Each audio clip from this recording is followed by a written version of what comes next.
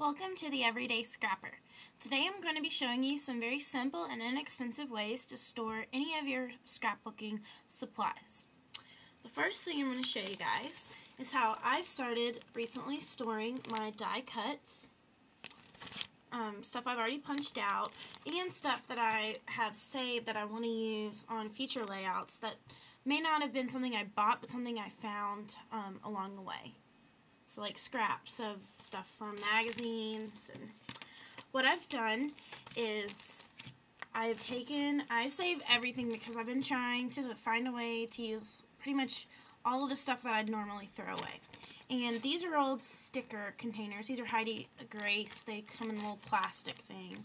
And you have to kind of remove the sticky part to get to it, so that's a little annoying, but it's a free way to store all the stuff you've punched out and then didn't end up using on a layout, and so then it just kind of is awkward. And you can put these on your Clip It Up or store them in a little pouch of another pouch, like a paper pouch, and I really like this way, and I'm really glad I figured that out. These I got from the dollar store, and they were $1 each. I know you can find these anywhere, but do not pay more than $1 a piece for these. And I like them because they're see-through and I can see what's in here. And they each screw off.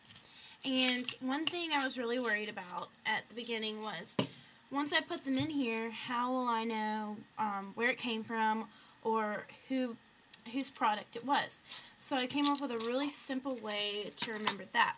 And when you screw them off, you can tape pieces of the actual packaging underneath, and so you can see one side here, and then you can also see another part of it in the actual container.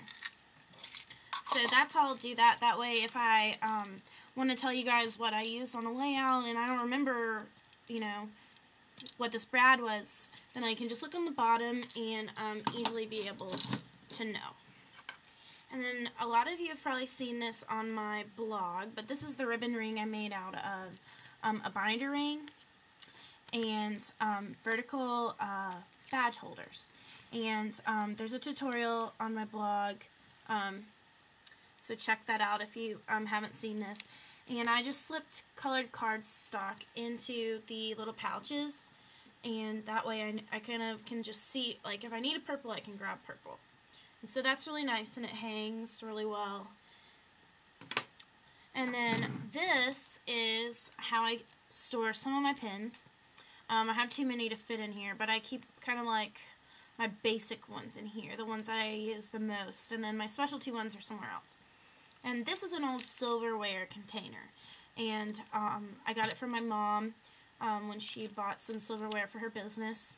I got the old container, and it's divided into 6 sections so that I can divide up my colors a little more easily. And so this was free, and I'm sure everyone has something like this in their house that they could use as pin storage.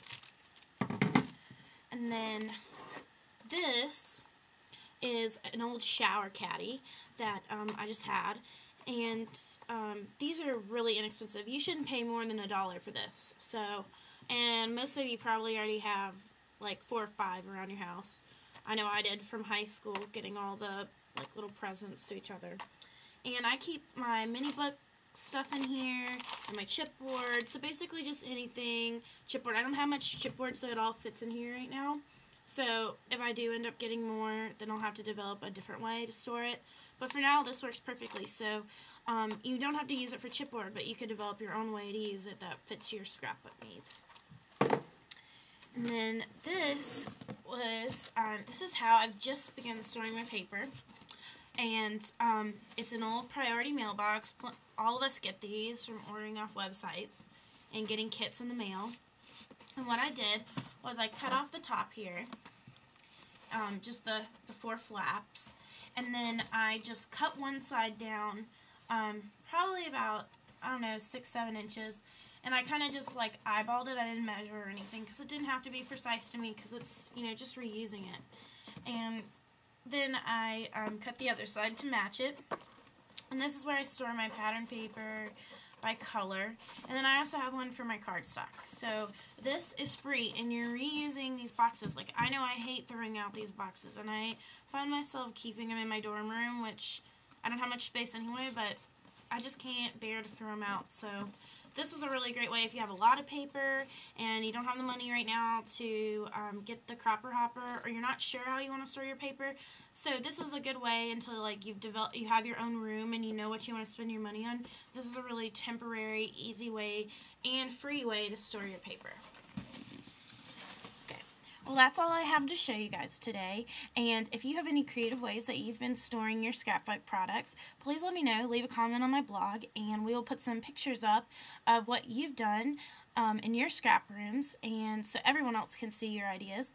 And until next time, I hope you stay an everyday scrapper.